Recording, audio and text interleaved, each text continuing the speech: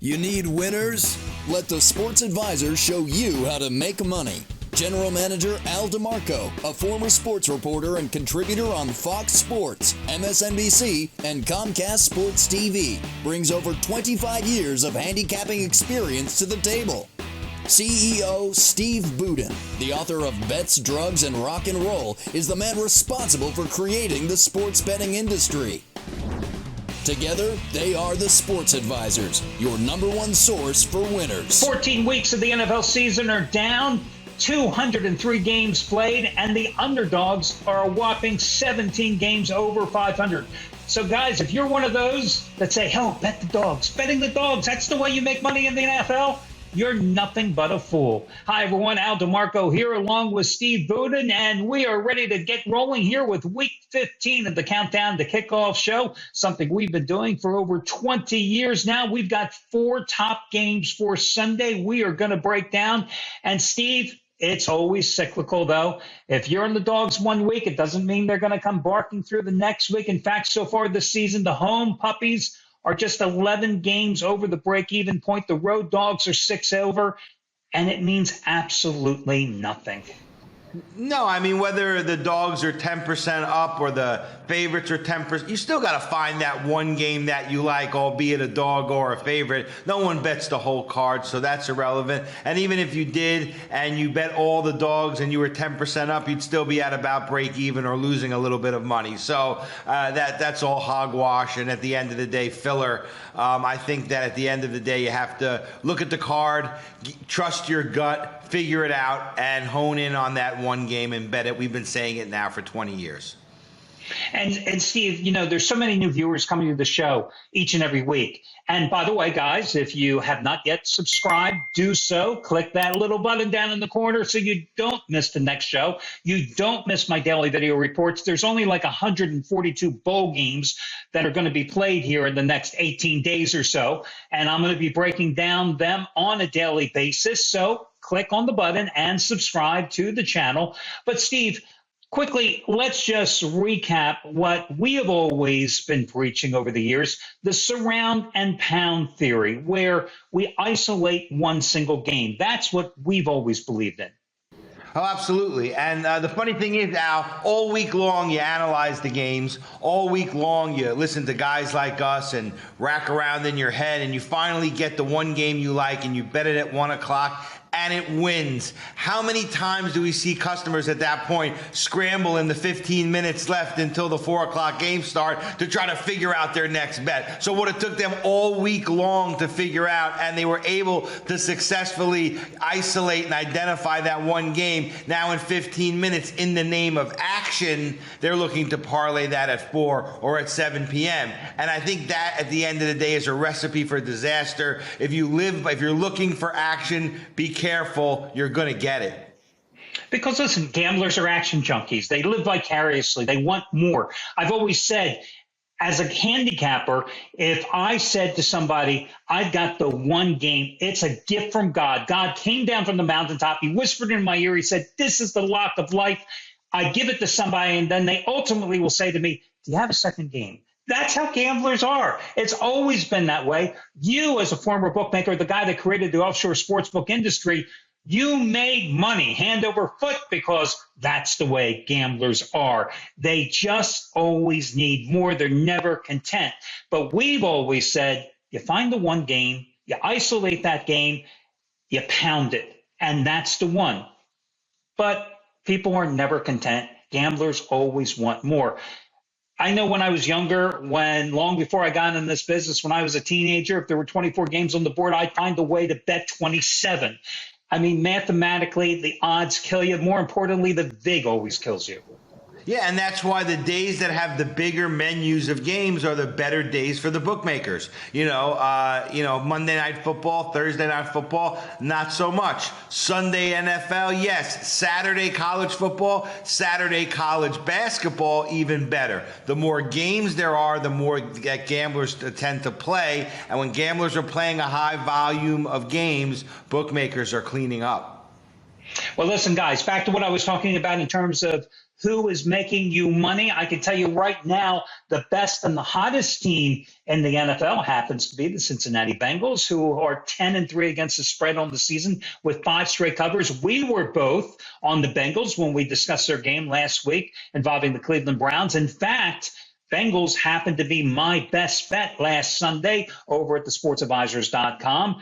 On the other end of the spectrum, that little team involving Tom Brady and the Tampa Bay Bucs, 3-9-1 ATS overall this season, including 1-9-1 in their last 11 games. We are going to talk about the Bucs game this week. We're going to talk about the Bengals game this week, among the 4 games that we have on tap. But let's start first with the Jets game against the Detroit Lions. We both were on the Lions last week, and they delivered once more. Steve, it is okay now once more to say that you were once a Jets fan. I don't know, maybe you're coming back to being a Jets fan once more. The Jets are going to go here once again with Mike White, even though he's not 100% with that rib injury, because, my God, that shot that he took into the rib cage last week in the Bills game, that looked painful just watching it in regular action, watching it in slow-mo. It was even more painful. Virtual pick'em game at home for the Jets. Which way are you going in this one? Yeah, I mean, he went from Mike White to Mike Black and Blue. But look, I got to tell you, this is a must-win for both teams. Like you said, White got really banged up last week for the Jets. Detroit, I mean, it was a miracle that he even was able to come back, and a testament to his toughness. Detroit has the momentum. They won its 5th game in 6 weeks. An impressive win against Minnesota. That was 34-23 last weekend. The Jets coming off losses at Minnesota and Buffalo the past 2 Sundays. I mean, they still have a mathematical chance to make the playoffs. Which for the Jets at this time of the year is kind of like walking on the moon for them. So, good for them. Look, if the Jets have any advantage here, it's on defense. They're 3rd in the league in total defense. Compare that with the Lions, who are ranked 31st, and you can see there's a large discrepancy there. But Detroit quarterback Jared Goff, man, he's on a roll. He hasn't thrown an interception in 5 games. He's got 7 touchdown passes in his last 3 games. He's got a 10-to-1 touchdown to interception ratio going. I'm going to go with offense here over defense. The Lions are just too hot. This Lions team is not a team you want to face these last couple of weeks if you have a must-win scenario. I'm going with the Lions here to get the win in the cover. What I really like about the Lions, Dan Campbell kept this team together after a lot of hard luck losses early in the season. They responded. They've gelled. They've obviously are on a roll here, 5-1 straight up in their last 6, with the only loss on Thanksgiving Day when the Bills beat them with that field goal as time expired. And defensively, they've actually shown tremendous improvement. And I joked when they fired their secondary coach about 5-6 weeks ago, and I said, my God, why didn't they fire their defensive coordinator, Aaron Glenn? However, since they made that change, they're only giving up about 20 points a game. They've made some personnel changes as well, and that defense has certainly responded.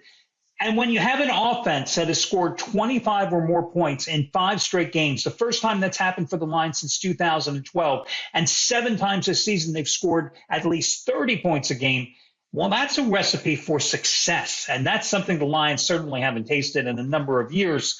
Yes, I agree with you. The Jets have certainly played great on defense this year, but the Jets haven't shown me, other than that first game that Mike White started against a bad Bears team, that they can do it consistently in terms of putting points on the board. So I'm with you. I'm going to take Detroit. I am very surprised here that this game is pick 'em.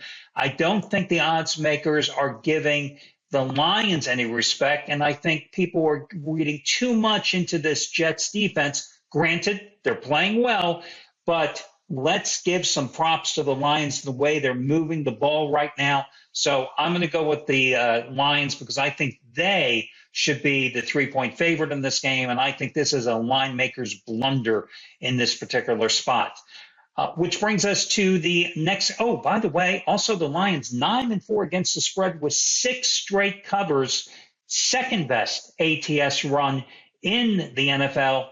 with the Giants, and we're going to talk about their game with Washington here last on the board. Next up, we've got Philadelphia, a 9-point chalk at Chicago. Eagles, of course, coming off a 48-22 win against the Giants, their fourth straight win, 12-1 on the season. You willing to lay the 9 points with the Eagles in the spot?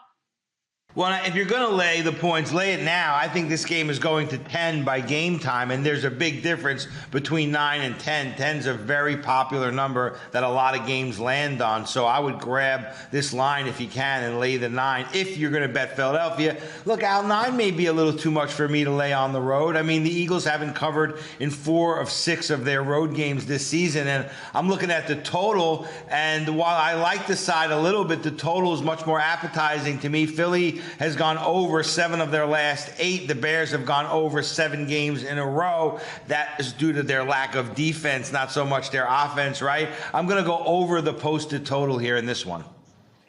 And that's an interesting play because you're looking right at about 48 and a half points. And certainly the Bears in that 6-game losing streak they bring into that game, the defense has allowed at least 27 points in each one of those losses. I am a little concerned, however, with Philadelphia at this point spread number. And you're right, we're filming this on Thursday morning, so likelihood is that everybody's going to jump on Philadelphia as they do week in, week out. I was concerned with Philadelphia last week when they were at New York because I thought that coming off the 2 big wins against the Titans and the Packers, that perhaps it would be a letdown situation. Well, that didn't materialize. They easily covered that game in that 48-22 rout of New York. But I suggested here that the way to go with Philadelphia was to put them in a teaser. And I love playing teasers when the numbers are especially between that 6 and 10 point margin. And I gave you a 2-team teaser for free. I told you to take Philadelphia and I told you to take Cincinnati. And the reason that I really like Philadelphia, by the way, that teaser won easily. And the reason I like the Eagles in that 2-team 7-pointer is that the Eagles, if you put them in that 2-team 7-point teasers this season, are 12-1 in teasers. I would suggest the same thing here because sooner or later, the Eagles have to have a letdown. You saw it against the Houston Texans earlier this season. You saw it in that only game they lost against Washington. You saw it in the game where they were on the road against Indianapolis. This might be that situation. Listen, it's going to be a miserable day in Chicago. 22 degrees at kickoff. Wind chill is going to be 9. So why not take Philadelphia, the better team, down to 2 at this current line? And if it goes to 10 like you feel and I feel it might, you're taking them at a field goal. So in a 2-team 7-point teaser, that's the way I would play Philadelphia in this particular spot. Now, that brings us to the game between Cincinnati and Tampa Bay. I gave you the point spread rolls for both of these teams. Bengals, Packers, if you're not on them, you're crazy. I should maybe say Bengal bashers because you should be backing the Bengals because they have just been money in the bank. Steve, which way are you going in this one? Yeah, they're quietly, very quietly having a really, really good season and kind of playing their best ball right when you want to play your best ball. No one's really talking about them when they talk Super Bowl analysis, and I think it's a bad idea to leave them out of your plans because they plan on being there. When you talk about Cincinnati and Tampa Bay, Al, you're talking about 2 teams going in opposite directions from a win standpoint, from a mojo standpoint, from a momentum standpoint. I mean, I've got no confidence at all in Tampa Bay at this point. Last week, Brady was picked off twice, couldn't find the end zone until about 3 minutes to go in the third quarter. The Bucs defense surrendered the ball. They surrendered 5 touchdowns to the 49ers. At 6 and 7, believe it or not, the Bucs are still in first place in the NFC South by 1 game. But trust me, Al, they're going nowhere fast. Cincinnati, on the other hand, they exercised their biggest demon last week, which we both said they would in that win over the Browns. The Bengals overcame injuries, a sluggish start, and history to win their 5th straight game and increase their momentum. I think it's time for the Bengals to make a playoff push right now. I think that's what they're going to do. I'm going to take Cincinnati here to be a double-digit winner. The odds makers and the public keep giving Tampa respect simply because Tom Brady is the GOAT. And I get it, but they continually fail to deliver at the cashier's window, and that is just fool's gold. You're right. The Bengals are on a roll. That's why I used them as my best bet last week. This is a team that is 10-1 against the spread this season, a team that has covered 18 of its last 21 games going back to last year. I mean, what more do you want from Cincinnati? The thing that really impressed me last week with the Bengals is that they had to overcome so many obstacles to beat a Browns team that had won 5 straight in the series, that had beaten Joe Burrow in all 4 games that he had played against them since entering the pros, because no T. Higgins, he was ruled out prior to the game. Then Tyler Boyd got hurt on the second play with a dislocated finger. So 2 of his top 3 receivers went out, but the defense rose to the occasion. The ground game produced. The defense was tremendous in terms of stopping the run, held Nick Chubb to just 34 yards. So each week they're winning in a different way. And they didn't have any letdown after winning at Tennessee, beating the Chiefs at home. So I don't anticipate any problem taking on a Tampa Bay team that has continually failed you this year if you've been putting money on the Bucs. And again, the Bucs have just been a lousy play in Vegas, 1-9-1, their last 10 against the spread. Nothing is going to change this week. So I am all over Cincinnati, because this to me is the biggest line mistake on the board. Which brings us now to the last game. It's been shifted to the Sunday night game for good reason, because the first go round, we know the Giants and the Commanders resulted in that tie, but big playoff implications for both of these teams. In the rematch, this time at FedEx Field, which way are you leaning? Al, this line looks cheap to me. I mean, the Giants don't have enough playmakers to compensate for a banged-up Barkley, and he is banged up. Washington, on the other hand, they're coming off a bye. They're well-rested. They're ready, where the Giants have kind of been up and down this season. They started up, finished down. Washington's been steady the whole year long, really playing tough football. They're 6-1-1 the last 8 games, ready to make a playoff push. Giants are winless in the last 4 games. They're sinking faster than Fat Amy in a plastic kiddie pool. I'm all over Washington in this one. Give me Washington minus the points. 100% agree with you. Perfect last night. That's why I threw that in there. well, which leads me to ask you, what the hell are you doing watching Pitch Perfect? That's just, I have daughters. There's something. I have daughters. Okay, but you're 100% right, though. Barkley has been banged up, and you look at his production, I wonder if he's also hit a wall. Past 4 games, 53 carries, 152 yards. First 9 games of the season, he averaged 103.4 yards per game. Lately, it's just been the Daniel Jones show. And the first meeting, that 2020 tie, Jones in that contest really was their offense. Team high 71 yards, rushing on 12 carries, 25 for 31, 200 yards, and a touchdown through the air. It's just not going to get it done here. This is a Giants team that has gone 0-3-1 overall since that great start. And you look at the Commanders, they also have the advantage of coming off a bye.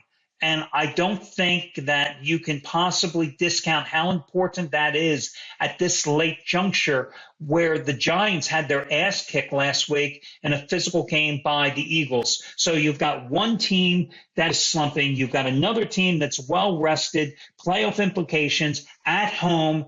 And you're right, 4.5 points. And in some places it's 5. So again, do not wait. You bet the favorites early. You bet the underdogs late. I think gamblers sometimes make that incredibly stupid mistake, waiting instead of taking advantage of the number that's posted on that particular day, Steve. This isn't like 20 years ago where you had to wait for your bookie to open at 11:45 on a Sunday morning to bet the NFL. Just get online, bet the game right now. To open your phone, you've got an app. Do it. Right, and if you were going to bet against the Dolphins 20 years ago, you'd wait for your friend in Miami to get you a line from his bookmaker, because their line was always different than the lines in New York. Now the line is centralized, so the action is centralized, and the public tends to play the favorites everywhere. And because of that, you're always going to be better off playing that favorite Wednesday or Thursday rather than waiting till the last minute on Sunday, and vice versa with the underdogs.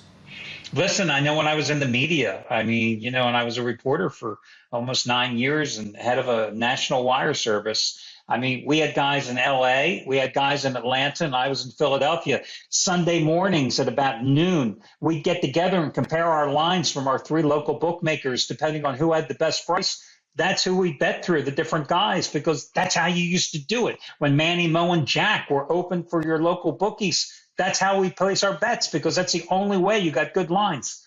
That's old school. Now, again, you bet the favorites early, you bet the underdogs late, and you place the wagers when you want to take advantage of the prices that are out there. Steve, before we go, let's remind everybody, especially since we have so many new viewers, taking advantage of the one-day all-access pass. It's the best deal out there. We've been doing it for now almost 22 years. Yeah, and I would say that 90% of our long-term customers came in via an all-access pass for free. So think about that. They came in, we gave them a look at what was going on absolutely free. They got to see what all paying customers see, get every single handicapper absolutely free and all their paid plays for free. And then they wound up sticking around in some cases for years and years and years. So we're obviously confident in our product. We want you to see it. We give it away because of that. No one else has ever done that. No one else will ever do that. Only us. Take advantage of it. So if you want my 6th straight NFL best bet winner on Sunday, plus all the other plays of all the handicappers at the site, normally $109 value, you get it for free. Simply check out the one-day all-access pass over at thesportsadvisors.com. Guys, no strings attached, no obligation. It's the only available option there in the industry. We're the only people that do it. And the only way you lose is if you don't take advantage of this absolutely free offer. Well, that'll do it for week number 15. For Steve Budin, I am Al DeMarco. Wish you well. And we will be back here next week with another edition of the Countdown to Kickoff. Good luck, everybody.